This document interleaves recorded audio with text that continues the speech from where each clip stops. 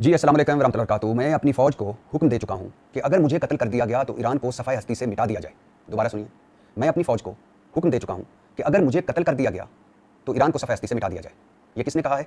ये सदर ट्रंप ने कहा है। जी हाँ, अमरीकी सदर ट्रंप कह रहे हैं कि मैं अपनी फ़ौज को हुक्म दे चुका हूँ कि अगर मुझे कत्ल कर दिया गया तो ईरान को सफ़ाए हस्ती से मिटा दिया जाए। हज़ारों मिसाइल जो हमने तैयार रखे हैं वो ईरान पर बरसा दिए जाएँ, ईरान को सफ़ाए हस्ती से मिटा दिया जाए। अब यूं ही सदर ट्रंप का ये बयान आया तो उसके फ़ौरन बाद ईरान के सुप्रीम लीडर मुज्तबा खामनाई साहब का एक जी अस्सलाम वालेकुम वरहमतुल्लाहि वबरकातुहू। मैं अपनी फ़ौज को हुक्म दे चुका हूँ कि अगर मुझे कत्ल कर दिया गया तो ईरान को सफ़ाए हस्ती से मिटा दिया जाए। दोबारा सुनिए, मैं अपनी फ़ौज को हुक्म दे चुका हूँ कि अगर मुझे कत्ल कर दिया गया तो ईरान को सफ़ाए हस्ती से मिटा दिया जाए। ये किसने कहा है? ये सदर ट्रंप ने कहा है। जी हाँ, अमरीकी सदर ट्रंप कह रहे हैं कि मैं अपनी फ़ौज को हुक्म दे चुका हूँ कि अगर मुझे कत्ल कर दिया गया तो ईरान को सफ़ाए हस्ती से मिटा दिया जाए। हज़ारों मिसाइल जो हमने तैयार रखे हैं वो ईरान पर बरसा दिए जाएँ, ईरान को सफ़ाए हस्ती से मिटा दिया जाए। अब यूं ही सदर ट्रंप का यह बयान आया तो उसके फ़ौरन बाद ईरान के सुप्रीम लीडर मुज्तबा खामनाई साहब का एक तहरीरी पैगाम सामने आ गया, जिसमें मुज्तबा खामनाई साहब कह रहे हैं कि शहीद आयतुल्लाह खामनाई का बदला लिया जाएगा। शहीद आयतुल्लाह खामनाई साहब का बदला लिया जाएगा, यह कौम का मुतालबा है और इसे ज़रूर पूरा किया जाएगा। अब ज़रा इन दोनों बयानात को मिला लें। एक तरफ सदर ट्रंप कह रहे हैं कि मुझे पता है ईरान मुझे कत्ल करवाना चाहता है, लेकिन मैं अपनी फ़ौज को हुक्म दे चुका हूँ कि अगर मुझे कत्ल कर दिया गया तो आपने सफ़ाए हस्ती से ईरान को मिटा देना है। दूसरी तरफ ईरान के सुप्रीम लीडर शहीद आयतुल्लाह खामनाई का बदला हर सूरत लेंगे, ये कौम का मुतालबा है और इसे पूरा होना चाहिए। अब इन दोनों बयानों को मिला लें और ज़रा फिर सोचें कि अमेरिका और ईरान के दरमियान कशीदगी कहाँ पहुँची हुई है, और इन दोनों बयानों को सामने रखकर फिर सोचें कि अमेरिका और ईरान के दरमियान अब बातचीत, मुज़ाकरात और मुआहदा और उस मुआहदे पर अमल होना कितना मुश्किल है। इस वक्त सूरत हाल ये है कि अमरीकी सदर कह रहे हैं कि मुझे ईरान कत्ल करवाना चाहता है, मगर मैं अपनी फ़ौज को हुक्म दे चुका हूँ कि हज़ारों मिसाइल जो हमने तैयार करके रखे हुए हैं, मुझे कुछ हुआ तो ईरान पर बरसा दें और ईरान को सफ़ाए हस्ती से मिटा दें। ये बड़ी डेंजरस बात है। अमरीका न्यूक्लियर पावर है, न्यूक्लियर ताकत है। अमरीका जापान पर यह अपनी ताकत आजमा चुका है 40 की दहाई में। और दूसरी तरफ ईरान है। ईरान के सुप्रीम लीडर कह रहे हैं कि हम तो शहीद आयतुल्लाह खामनाई का बदला लेंगे क्योंकि ये कौम का मुतालबा है और इसे पूरा करेंगे। अब आयतुल्लाह खामनाई साहब को शहीद करने का हुक्म किसने दिया था? ट्रंप साहब और नेतन्याहू ने। तो सोचिए बात कहाँ से चली थी, कहाँ पहुँच गई। और अब इस सारे मंजरनामे को देखते हुए फिर भी अगर कोई ये कहता है कि ये बड़ा आसान रास्ता है सालसी का, बातचीत का, मुआहदे का, और अगर कोई मुआहदा हो जाता है तो उस पर कायम रहने का, तो ये उसकी खाम ख्याली है, वो अहमको की जन्नत में रहता है। हाँ, सालसी की कोशिश होनी चाहिए, बातचीत की कोशिश होनी चाहिए, जंग से बचना चाहिए, इंसानी जानों को बचना चाहिए, लेकिन जहाँ अमेरिका और ईरान की सूरत हाल पहुँची हुई है उसको वापस मुज़ाकरात की टेबल पर लाना और फिर कोई मुआहदा करना और फिर उस मुआहदे पर अमल होना, ये किसी मोजज़े, किसी बरकत से कम नहीं होगा। कोई मोजज़ा हो जाए, कोई अनूनी हो जाए, कोई बरकत हो जाए तो अलहदा बात है, वरना सूरत हाल इंतहाई कशीदा है। अमेरिका और ईरान के मुहाज़ पर और क्या क्या हो रहा है, और सदर ट्रंप क्यों कह रहे हैं कि ईरान मुझे कत्ल करवाना चाहता है, और ईरान के सुप्रीम लीडर क्यों कह रहे हैं कि हम तो बदला लेंगे शहीद आयतुल्लाह खामनाई साहब का। इस पर आज बात करनी है, लेकिन इस पर बात करने से पहले ये बताता चलूँ कि इमरान खान और जमाइमा का तारीखी बरतानवी घर बराए फ़रोख्त। इमरान खान और जमाइमा का तारीखी बरतानवी घर फ़रोख्त के लिए मार्केट में आ चुका है। बरतानिया के इलाके रिचमंड में वाक़ घर, वो घर जहाँ इमरान खान अपनी साबका अहलिया जमाइमा अपनी सास लेडी अनाबेल गोल्डस्मिथ के साथ शादी के दौरान, जमाइमा से शादी के दौरान और जमाइमा से तलाक के बाद भी कई बरसों तक जब वो बरतानिया जाते तो इसी घर में क़याम करते थे इमरान खान।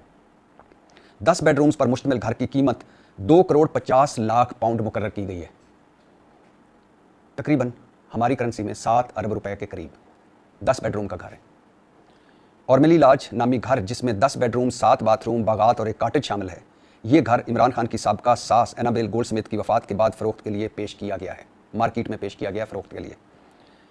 इमरान खान की साबका सास का इंतकाल गुज़श्ता साल अक्टूबर में हुआ और इसी घर से चंद मील की दूरी पर जमाइमा गोल्डस्मिथ रहती हैं अब।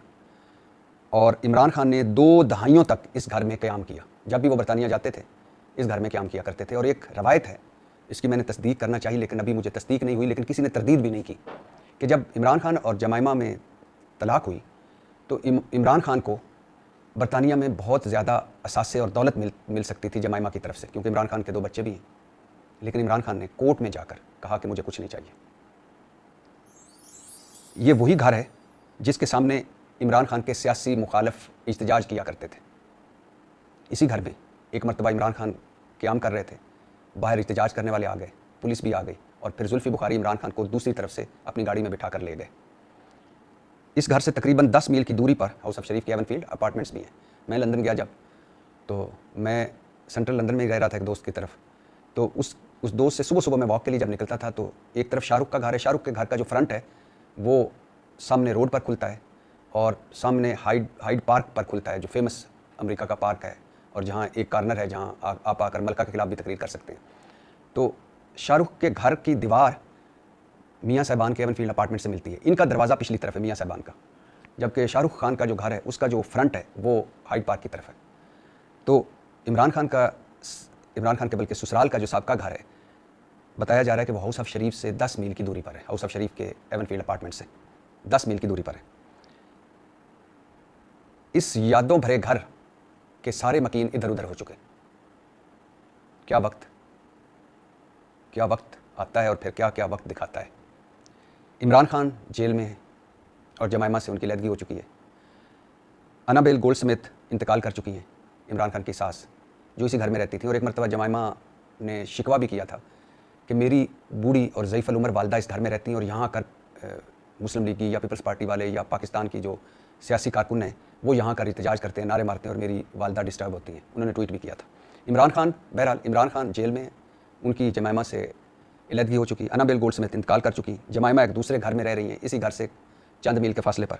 इमरान खान के दोनों बेटे एक अलहदा घर में रह रहे हैं। इमरान खान रिहाम के बाद बुशा बीबी से शादी कर चुके हैं। जमाइमा आयरिश, ऑस्ट्रेलवी, कैमरून और एली से शादी करने वाली हैं। वक्त बदल गया, चीज़ें बदल गईं और अब घर भी बदलने जा रहे हैं। मेरे एक दोस्त हैं, बुजुर्ग दोस्त, वो अक्सर मुझे कहते हैं कि ज़रा आप अपने इर्द गिर्द नज़र मारें, जहाँ आप रहते हैं उसके इर्द गिर्द घरों पर नज़र मारें, या जहाँ भी आप जाते हैं किसी से मिलने, उन घरों पर नज़र मारें। और ये मैं आपको भी कह रहा हूँ, हर 30 से 50 साल के दौरान घर के मकीन बदल जाते हैं, कब्रों में उतर जाते हैं, किसी दूसरे मुल्क शिफ्ट हो जाते हैं, किसी दूसरे शहर शिफ्ट हो जाते हैं, किसी दूसरे महल्ले शिफ्ट हो जाते हैं, या घर बेच दिया जाता है, या घर तकसीम हो जाता है आगे औलाद में। तो हो सकता है घर तो वही रहे, वही कमरे रहें, वही बेडरूम रहें, वही लाउंज रहें और वही यादें रहें। जब भी आप वहाँ जाएँ आपको वो यादें आएँ, लेकिन घर के मकीन बदल जाते हैं। इसलिए तो कहते हैं कि ये दुनिया अर्जी ठिकाना है, यहाँ इतना दिल ना लगाएं, यहाँ इतने बड़े बड़े घर ना बनाएं।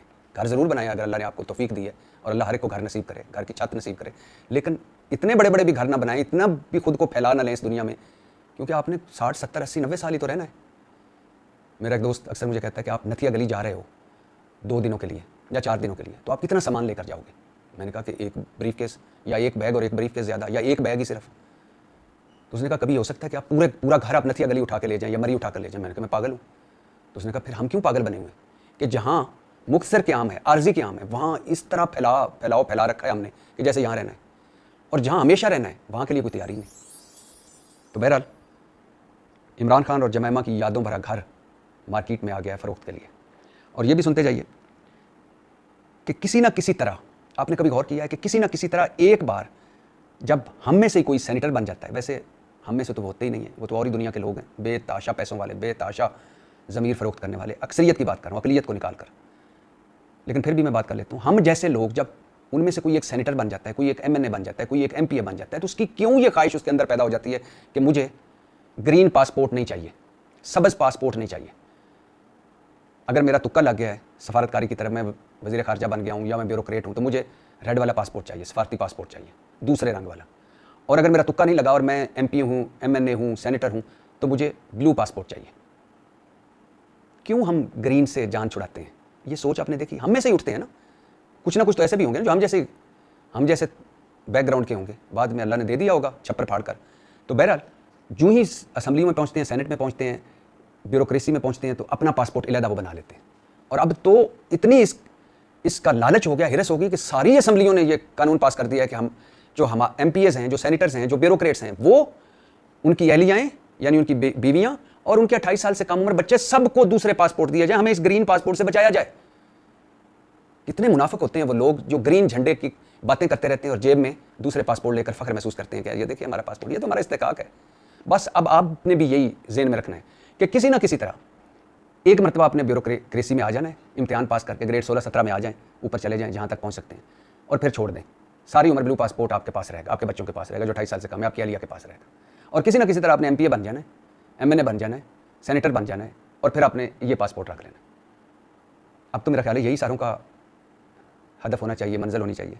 और फिर ये लोग कितने लालची हैं कि कहते हैं उम्र भर के लिए हमें ब्लू पासपोर्ट दिया जाए, यानी एक मरतबा MPA बन जाए, MNA बन जाए, सेनेटर बन जाए, तुक्के से बन जाए, हादसाती तौर पर बन जाए, इत्तफाकी तौर पर बन जाए, फिर उम्र भर में ये ब्लू पासपोर्ट दिया जाए, हमारे बच्चों को दिया जाए, हमारी बीवी को दिया जाए, और फिर 8 असला लाइसेंस भी हमें दिए जाएँ, जिनमें से 4 हम तमाम उम्र मुफ्त, उनकी कोई फीस नहीं देंगे। फिर टूल प्लाजों पर हमसे फीस भी ना ली जाए, गरीब आदमी देते रहें।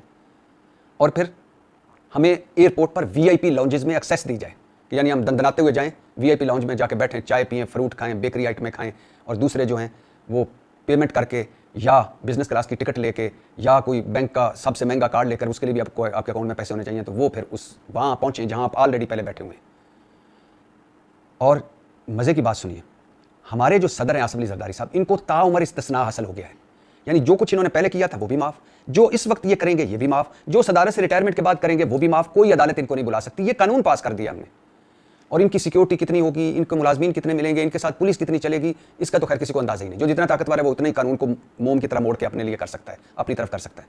वज़ीर आज़म बन गया हो, उसके बाद उसकी भी सिक्योरिटी, उसके भी मज़े, उसके भी प्रोटोकॉल, स्पीकर चेयरमैन सेनेट, उनके भी मज़े, उन्होंने भी अपने अपने लिए कानून साजियाँ करवा ली, और तनख्वाहें इसके अलावा, बस ब्यूरोक्रेट बन जाएं, मेंबर बन जाएं और मौजें करें। ये है मेरा पाकिस्तान और मेरे पाकिस्तान की हकीकत के किसी जमहूरी मुल्क में ऐसा होता है। ये तो गैर इस्लामी है, गैर शरई है कि हमारा सदर मुल्क जो उससे हम पूछ ही नहीं सकते, वो जवाबदेही नहीं है, उसे इस्तिस्ना हासिल है उम्र भर आखिरी सांस तक। और ये कहाँ का इस्लामी, हम इस्लामी जमहूरिया पाकिस्तान रखा है कि जो हमारे MP MNA सेनेटर्स हैं उनकी जो उनको वो मरात मिल रही हैं, वो सहूलतें मिल रही हैं, और वो उनके पास पासपोर्ट्स हैं, वो उनके पास शशके हैं जिन जो आवाम को नसीब ही नहीं है।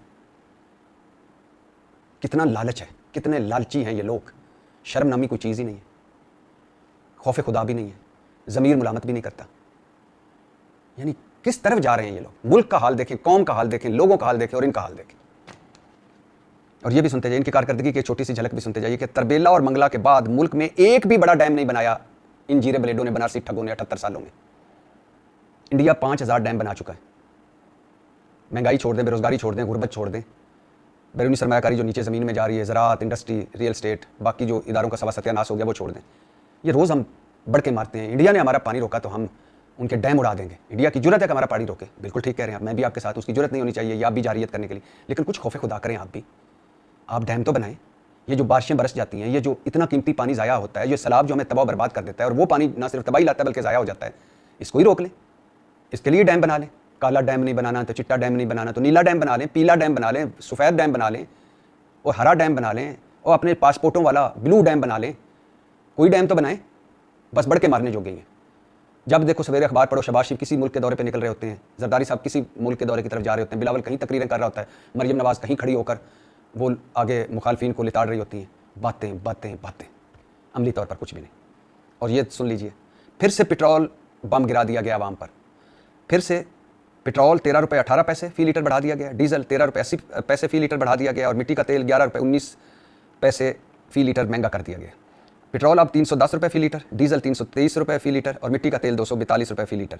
और इसके साथ साथ हुकूमत ने पेट्रोलियम लेवी भी बढ़ा दी है, सुना जा रहा है 9 रुपये 64 पैसे फ़ी लीटर लेवी में भी इजाफा कर दिया गया है। एक ही काम है,